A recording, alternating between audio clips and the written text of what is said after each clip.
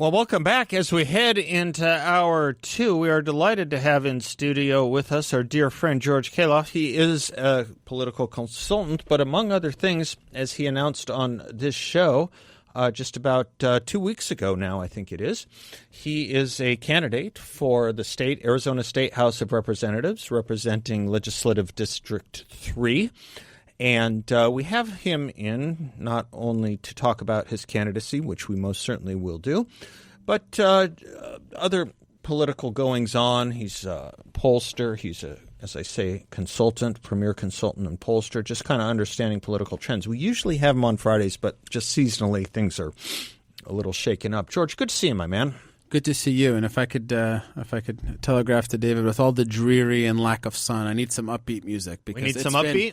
Man, I feel like I've been struggling with the lack of sun for 6 days straight. Okay, all right. Well, we want to elevate Tigger and not slide back to Eeyore, which is kind of the valence of George Khalaf's existence. Yeah, no, that's as I've known him. He moved from Eeyore to Tigger. We can't have any backsliding. No, not at all, not at all. But the sun double-got-er. The sun doesn't. The sun definitely helps. Lack of sun does not help. Yeah. Okay. Yeah. Right. The sun didn't shine. It was too wet to play. Isn't that how the Cat in the Hat starts? All right. Anyway, it's always shining when you're around because you, if you go to your campaign website, GeorgeKhalaf.com, Khalaf. I slowed down because I should read the whole name. George is GeorgeKhalaf.com, GeorgeKhalaf.com. It's a very sunny and upbeat website for your candidacy and for your campaign, and I love it, and I invite people to go there. Conservative Vision for Arizona's Future. Christian husband, father, America First Conservative. You having fun on the hustings? I am. It's been great. We're a little under, as you mentioned, 2 weeks, 12 days to be exact. And I have had something every night, which I am glad to do. I've had tremendous opportunities, have had tremendous feedback. Really, it's been humbling. And folks that I've worked with and known for a long time that are responding and engaging. And I can't ask for more in all candidness. So it's been tremendous. If folks, you want to have George come and speak at your house and have a group for him, just go to the website. I know he'll do it. He loves doing this stuff. He just totally does.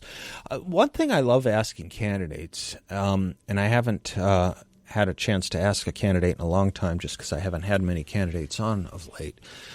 What are people asking you most about? What questions come up the most? What's on most people's minds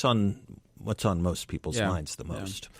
I mean, look, the economy, affordability is a big deal. There's no doubt, because things are still tight and tough, not just for people in the district, but in general, it's on top of mind for people. I would say people are talking a lot about the national mood as well. Obviously, I'm not running for federal office. I'm running for state office, and not even statewide, but that's on people's minds and hearts, no doubt. People are, frankly, very anxious about another race and always want to talk about that, the governor's race, as you can imagine, ensuring that Katie Hobbs does not go back. So much ridiculousness with her in the last week, to say the least. The pay-to-play scandal and the fact that she took credit for our amazing tax cuts and the president's tax cuts and the big, beautiful bill. Ridiculous. But it's election time, so no surprise that she would try to take advantage of that.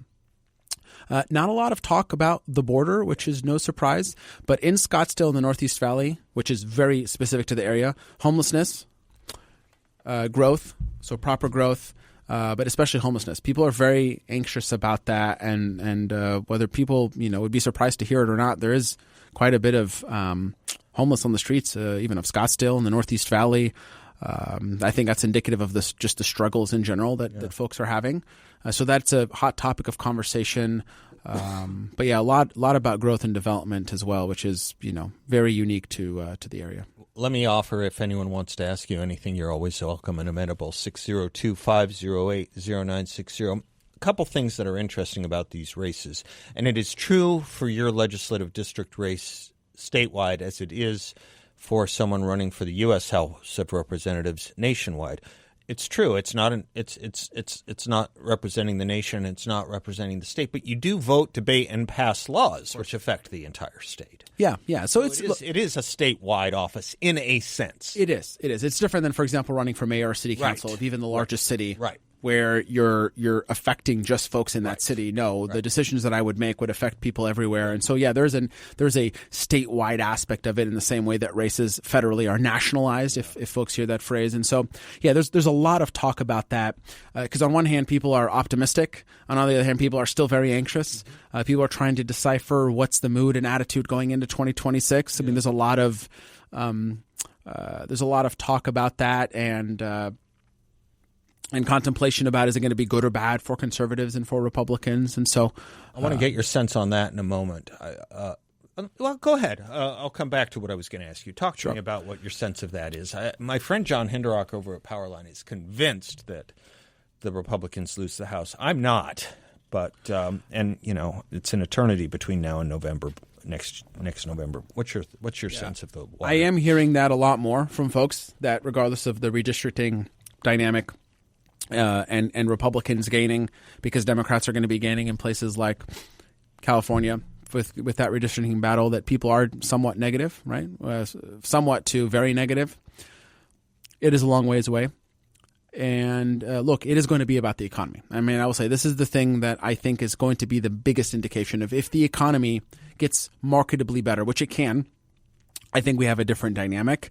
I think people are very anxious about the House. I mean, the House right now is on a razor's edge. I mean, I'm sure folks saw the resignation of Congresswoman Marjorie Taylor Greene. We have 2 now, right? If one other person resigns, then we're back to a single vote majority. And one of those 2 is Congressman Massey, who the president is in a perpetual battle with, whether you love or hate what he's doing, right? Congressman Massey in Kentucky. Nonetheless, he's one of the 2. So it's a very precarious time nationally, even now to govern, let alone to lead. But this is the thing that I always come back to. Not that I'm trying to be too Pollyanna or that I want to be too negative, as you alluded to at the very beginning. But Democrats are in arguably worse position than any contemplation about Republicans. What I'm thinking. So that's the thing that continues to be, to me, the backstop mentally is to say, yes, national trends matter. Yes, Democrats did well in the 2025 elections. It was a very low turnout election, and I'm wondering if it's closer to, for folks that remember the first election that we had in 2021 in Georgia for the runoff, for folks who remember that after 2020, where Georgia elected John Ossoff as the senator in that runoff. And it was mainly because Republicans didn't show up and vote, even in conservative counties, but Democrats did. I'm wondering if a lot of that happened in 2025. Republicans feeling, well, I don't want to vote. I don't need to vote, whatever, whether it's in Republican states or otherwise. So the Democratic enthusiasm and the the outlook is still not positive. So how does that interact with the economy and the president's favorability? And obviously individual candidates going into 2026. That's going to be really the big question. I get that. Yeah, I think you put your finger on it, though, from my perch, or at least from the way I see things, because at least about the Republican Party, you know for what it stands. And you know that amongst the things it stands for is solving the border problem. You don't get questions about the border, you said. There's a reason for that. Yeah, solved. It's been solved. They stand pretty firmly on that, and they're glad that it's solved. They stand for the enforcement of law and against crime. They know that about the Republican Party. I'm going to circle back to the issue of homelessness. I think the homelessness issue is an issue that has been caused and exacerbated by liberal policies, and I think we need to talk more about that, and we can in just a few moments if you want to. But when it comes to the local issues, I think you ask yourself, now, what do the Democrats stand for? Lost at frickin' sea, if I can say that. From what I can tell, it's based on stunts. This video thing that they did about not following illegal orders, and then over the Sunday shows of Martha Raddatz at ABC and Brennan over at CBS, they both asked 2 of the leading lawmakers who put this video out, do you have any evidence of any illegal orders that have been given? No and no. This is McCarthyism at its worst to gin up fear. They're about fear, the Democrats, and they're about stunts. And they're still playing footsie with this education stuff that has proven to become a real problem that I want to talk to you about, because you're an education expert amongst your other areas of expertise. So that's always kind of how I'm seeing things. You can support a party that supports safe communities and education standards, or you can vote for a party that wants to put them in the sewer. George Khalaf is my guest. I want to talk in depth about all of the above when we come back. Go to his website, georgekhalaf.com, to learn more about him and his candidacy to represent LD3 in the State House of Representatives. We'll be right back.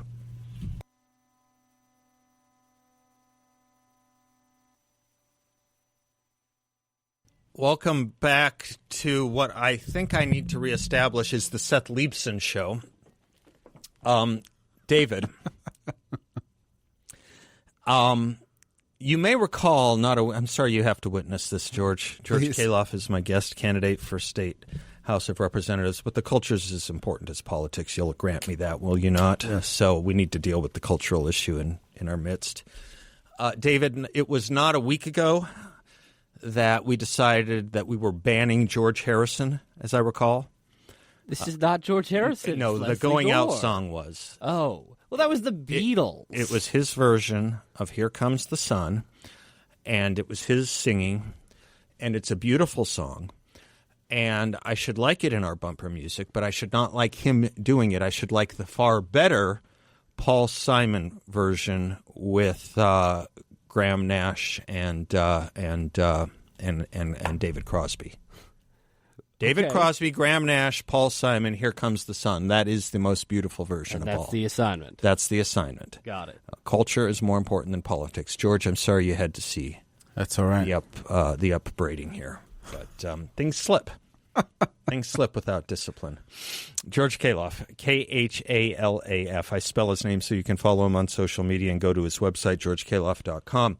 Candidate for the Arizona State House of Representatives Legislative District 3, which is North Scottsdale and goes into Cave Creek, which you promised me you're going to take me to the Cave Creek events because I love that area, Carefree Cave Creek. I love that area. I was there for a meeting the other day, and I'm like, man, it's just... See, already slippage. Not an event, a meeting. One meeting, but...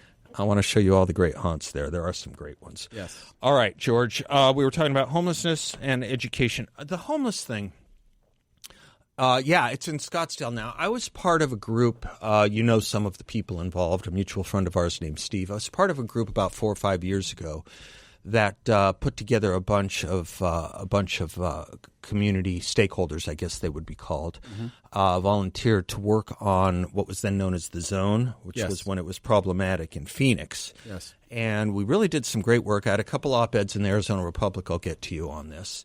And it solved the Zone problem. And I think, obviously, because you press down on one side of a balloon, the other side sometimes expands, and now we have it in Scottsdale. But I think we need to take the policies of what we did in Phoenix and apply them into Scottsdale. I'd love to send that material your way. Yeah, please do. I mean, look, we need to just reconstitute that group with you. Would love to. It really is a big deal, and there's some basic things. Let me give you one basic example from a representative, hopefully, who will be my seatmate and a great friend, Representative Joseph Chaplik, had a bill. Something super basic, Seth, which is what? To ban individuals, specifically panhandling, but anybody from standing in a median, right? This is like a basic safety concern. You would think, like, who would oppose telling someone that they cannot stand in the middle of a median of a busy road? And the answer is Katie Hobbs, because she vetoed the bill. Because of whatever reason, right? We were being mean to the homeless or whatever phraseology that the progressive left uses. Then Representative Chaplik went to our dear friends at the city of Scottsdale, and it's technically banned there. Obviously, someone has to enforce it, but that's just one city in the entire metro area. So we have a major problem. We understand, and you more than most with the work that you've also done in this regard, that homelessness is connected to what? Drug use. 80+% of it is going to be drug abuse. Right, drug abuse that then gets into mental health and so on and so forth. And it's immensely problematic, and the state has a duty to help these individuals, and we need to do more. But even something basic like saying you cannot stand in the middle of a busy road, Katie Hobbs deems it inappropriate to do. There's a lot of work to do, and that's something this is a key part of what I would care about, and as it pertains to a family-friendly economy or keeping families together, because those individuals are someone's family. Those individuals either had families themselves or even if they don't, they pose a potential threat to people's families because they're not being taken care of. Absolutely. And they're just on the street. And they're not in their right mind. They're not. No. They need help. Yeah. That's the bottom line. We know that they need help. Others is often the same thing, quite honestly. And great. I would love to work with you on it, and I can help put that coalition back together. I bet we could do it. it's just the right thing to do. It's just the right thing to do, and it's really kind of inexcusable, really, at this day and age, that we have this problem in our midst or anywhere in America, because we know what works and we know what doesn't work. I mean, California spent $24 billion on this to make it worse, to make it absolutely worse. All we have to do is the other thing, the opposite. Yeah. I mean, they're just not addressing the root cause. They're not actually solving the problem. Right. It's their Band-Aids, it's patches. Making and then, it comfortable. Right. And then it gets bad again. But of course it's heartbreaking. Seth, again, we live in the United States of America. This is not a third world nation, and we have citizens, brothers and sisters that live in third world conditions. As if it's Mogadishu. Scottsdale is not Mogadishu. It's horrific. Right. Exactly. Okay, well, we will work on that together, I promise you, and I'm glad you're rolling up your sleeves on that. I would like to talk to you about education. I was talking earlier in the show, in the first hour, about things we're having serious conversations about, again, big things that are more than ripe to have. And the Washington Post liberal editorialist today said we can no longer cover up the education failures in this country. And, I think she needs to hold the mirror up to her movement, quite frankly. Yeah. Welcome to the party. Yeah, welcome to the party, pal, exactly, as John McClane might say. But, you like that, Mr. Bill. But not a Thanksgiving movie, a Christmas movie. Talk to me about education. What's going on? There's a lot of local weirdness going on, by the way. I mean, my mantra, we wouldn't have youth problems if we didn't have adult problems. We have adult problems in our education system. In Scottsdale, you put something on X about something ridiculous. Yeah, that by the way, barely anyone's covering. So we have a school board member that just got elected in 2024. Someone that, frankly, I opposed in his race. His name is Matthew Patinsky. Uh-huh. And he threw a party, seemingly for one of his children or multiple of his children, that attend a private school, by the way, even though he's opposed to school choice. So we can set that aside for a moment. They attend a private school. No, let's not. Let's underscore that for a moment. They attend a private school because he's wealthy enough. For me, but not for thee. Well, he is wealthy enough to send his children to a private school. But God forbid if someone without means would like to send their kids to a private school and use dollars allocated to them, their hard-earned tax dollars, so our money being returned to the student. No go. But Seth, he deemed it appropriate to throw what is being labeled, not my label, the label of others, a rave that gets broken up by the police, where a minor, at least one, went to the hospital with a blood alcohol level of 0.30. Wow. This man is a leader, supposedly, quotes, in the Scottsdale community, on the Scottsdale Unified School District Board, has been radio silent. And you know what's the most egregious? Is that hardly anybody in the media has picked it up. If it was not for AZ Free News, that actually put an article, and the Scottsdale Progress made one mention, not a single television station or radio show that could come up from a Google search on the news are talking about this story or talking about him. It's unconscionable. Yeah, it is. They sometimes say personnel is policy. Sometimes policy is policy, but sometimes personnel is policy too. If the Scottsdale School District is in the hands of those that are engaging in the delinquency of a minor and helping nurture that along, it helps explain some of the problem. Not all of it, but a big part of it. All right, thank you for highlighting that. George Khalaf is my guest, candidate for State House of Representatives, Legislative District 3. Happy to take your calls as well. 602-508-0960. We'll be right back.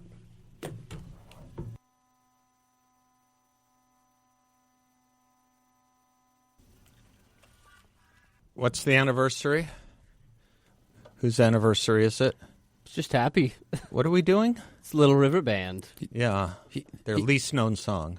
What are you doing over there? You got the message, upbeat. Happiness. I feel like I've ruined... Everything in my bumper is upbeat. This is not in the bumper. And it's their least known song. Little known is it that I know the catalog of Little River Band and I don't know this song.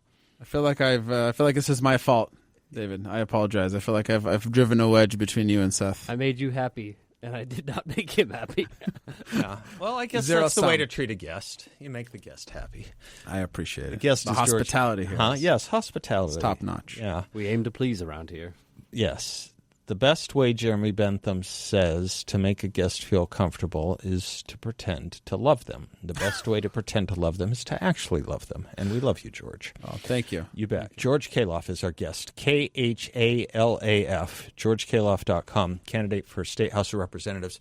Public service kind of moment for education, George. We were talking about some of the negatives. Talk about some of the positives and tell people what they can access to become part of the solution. Yeah, I appreciate it, Seth, and you've done tremendous work and have been very good to those that want to highlight these positives. But I honestly don't think we can talk about it enough. Why? Because I don't know how many people know about all the amazing, what we broadly call school choice policies there are in Arizona. I'll tell you, growing up, my parents didn't know about it. Mm-hmm. I had a fine education in K-12, but we didn't know that there were opportunities. And so Arizona is one of the leading states in giving parents control and authority and dollars to educate their kids in the way that they best see fit. That happens through our ESA program, Empowerment Scholarship Account, where on average a family can get $7,600 unless your child has an IEP, an individualized education plan. So you have a diagnosis for autism, dyslexia, you name it. You can get as much as $35,000 or so, depending on your diagnosis and what's in your plan. And you can use those dollars to educate your kid anywhere, private school, homeschool, really anywhere that's not a public school. So no public districts, public charters, because the state pays for those in a more direct way. Those programs are a net savings for the state, and they're amazingly positive for parents and amazingly popular with parents and with voters. Of all parties, by the way, but you wouldn't know that with the party that's beholden to the teachers' unions. We have a scholarship tax credit where you can use dollars for private school.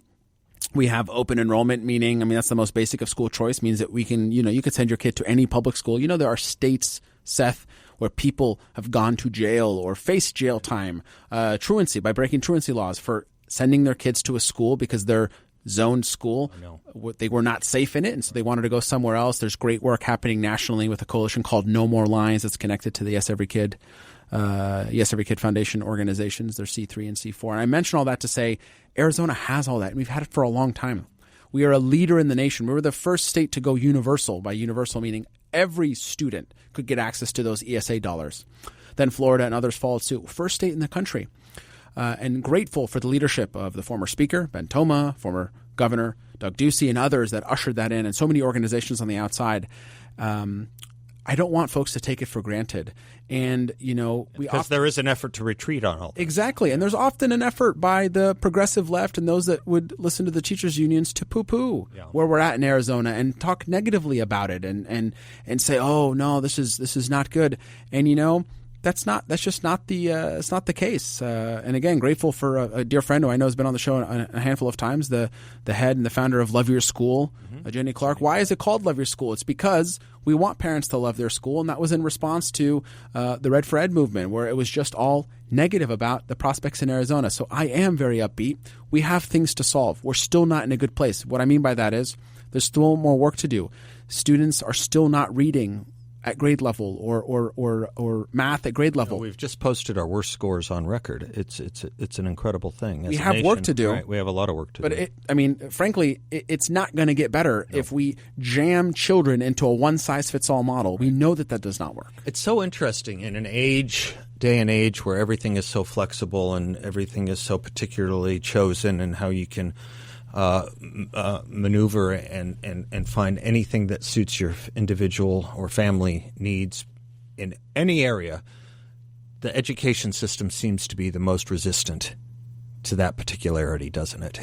It is truly the civil rights issue of our time when you think about it. When you think about the trajectory of civil rights that started with the schools in Brown versus Board of Education, which also dictated where people went to school. Yes. Let us not forget. Yes. It really is the civil rights issue of our time. I'm glad you're on the forefront of it. George Khalaf is our guest. 602-5080, 960. Be right back.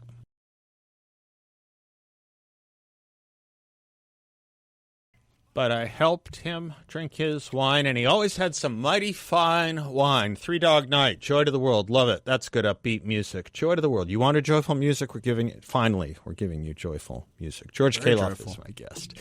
George is a candidate for Legislative District 3 State House of Representatives. GeorgeKhalaf.com is his website. George is spelled the standard George. Khalaf is Khalaf.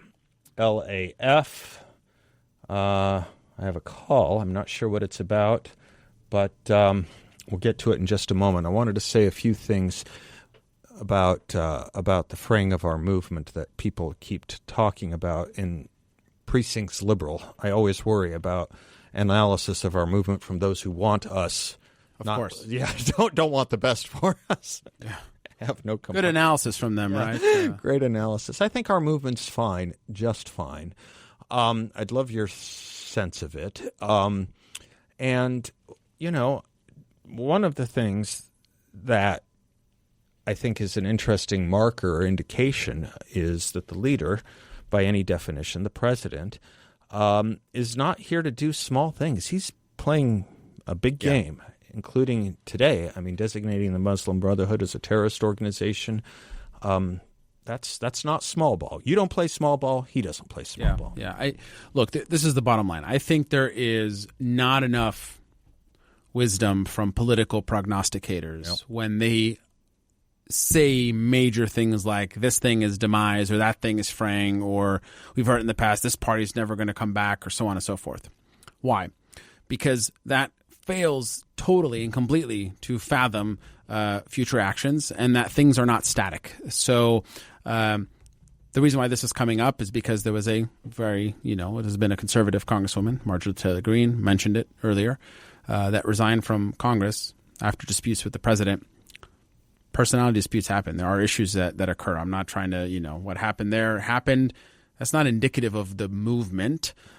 Yes, of course, the president is the leader of the movement. And now there's a big question of who's going to be the leader of the movement when he's not president. But what we know is clear, and you said it really eloquently in your opening, in the monologue, that this movement is built on common sense issues. This movement is built on Judeo-Christian values. This movement is built on and because of hardworking men and women coast to coast that understand the ideals of America. This movement wasn't concocted out of the brain of Donald Trump. President Trump saw what was happening. President Trump heard from those that had been neglected. Again, young men, we've talked a lot about that together. Why are they in this movement? Because someone's finally leaning in and hearing them. And so the movement is not fraying. There's going to be ups and downs. Even if somehow in 2026 we don't retain control of the House, it still is not commentary on the broader movement. That's commentary that political winds ebb and flow. And I think there's a lot to the future of this movement. And we are having debates of what this future is like and why I love my tagline and why we selected it. Conservative vision for the future of Arizona, conservative vision for the future of America. This movement is about that. And the more we cast vision to the future, by juxtaposing, yes, what we don't want to see from the left, the better it is. But we can't just say we don't like this without saying what we do like and what we want people to rally around us for. And that is the key thing. And yes, we need to learn from political losses. That does not mean the movement is fraying, because again, this is like going to the doctor and this doctor has it out for you and does not have your best interest at heart. And the doctor's like, yeah, well, you're dying. What good is that diagnosis going to be? They're not a neutral third party. Yeah. The diagnosis is only coming from people that want MAGA to fail because they want to sell their horrific vision of the future. Yeah. I mean, when they don't have that much else except to make up political stunnery, like disobey, please make sure you know you can disobey an illegal order, even though they can't cite to an illegal order that's been given. When this is what they're reviving the gender wars in the schools. This is just amazing to me. They can't give it up. They can't help themselves. They are fixated on these 20 out of the 80-20. They're just fixed on it. They cannot help themselves. They want to dismantle the society and the way that we live and the very fabric of America and Americanism, and they literally cannot help themselves in doing so. Yeah, they've gotten into a weird place, and there's this political rule that you know very well called the rule of holes, that when you're in one, stop digging, but it hasn't occurred to them yet. They're still digging. They're about to make it out the other end if there is such a thing. But this hole is bottomless. Far enough, you'll end up in China. This hole's bottomless. There's no other end. There's no end in sight for them. All right, Laura's in Phoenix calling, and I think maybe I have some cleanup to do, but we'll see. Laura, you're on with me and George. Okay, thank you so much. I really enjoy your show. Thanks. Okay, I'm going to jump to the question first for George. Yeah. I wanted to know if when you round up, or if you were ever to round up homeless people, could you give them a choice of where to go, the mental institution, drug rehab, or jail? And the reason I brought that up is because I heard President Trump talk about that recently, that he would give the homeless a choice on where to go. If they're just so completely out of it, then I guess they're just going to stay in jail. But at least you're giving them a choice of three. I grew up in Southern California, born and raised there. I'm in Phoenix now. And I also heard Dennis Prager speak about that one time, where he said he's in L.A. and he said, I grew up, there were no homeless anywhere. What happened? We had, they used to call them insane asylums, but now they call them mental institutions. But they were all over. I grew up in L.A. Everywhere you drove around L.A., you saw one of those buildings. So can we do that here in Phoenix, please? Well, to be sure, I'd use a different phrase than round up, but do you want to go first, George? Yeah, I definitely would use. Yeah, I don't think we're talking about rounding up. Yeah, rounding up, I think, connotates something specific. No. I think, look, there are rounding up is what Newsom did when the premier of China came. He rounded them up. That's true. Yeah, that's true. That's not what we. I think what we're talking about here, Laura, and I appreciate your question, and obviously sort of hearkening back to Southern California and obviously the horrific way that they've managed their homeless problem in the last couple of decades. What we're talking about that there are many individuals on the streets that have fundamental issues, like they cannot help themselves, and so some need severe mental help. Yes. Some have committed severe crimes and they do need to be in jail because there is just no better way for that, because they are a harm to themselves and to others. Some have just fallen on hard times and they just need a way. But unfortunately, those that without these other you said the statistic of 80%. It's a very small percentage of people that are just falling on hard times and they just happen to be on the street for the moment. Right. And then they get, they can get their way out. There's a lot of social services to help those. Those that are perpetually on the street, they're choosing to be there on purpose. And so something has to get done. Right. But rounding up is a very loaded word. We have to sort of be cognizant of how we do it, especially for those that are citizens. If they're not, then obviously, immigration and everything that's happening nationally will take care of that. But we have a big problem, and we have to address the root cause. And it starts with enforcing the law. Arrest those that engage in criminal behavior. And one of the little-known uncomfortable facts about this is crimes against the homeless themselves from fellow homeless individuals is rife, is rampant. Yes. I'll never forget when I was doing my work with the Zone. I mean, the first time I went down there, a grocery cart full of this guy's belongings, his whole life, was on fire. They had to call the fire department. Well, who set that fire? Another homeless person. Why? Because he owed him money for drugs he didn't pay for. Enforce the law and you solve the bulk of this problem. We need to stop looking the other way. Absolutely. And you have to revisit involuntary commitment. The person in the grips of a mental disease or disorder or an addiction is the least able to make a rational choice about their own life. I'm sorry, but it's true. I'm Seth Leibsohn. We'll be right back.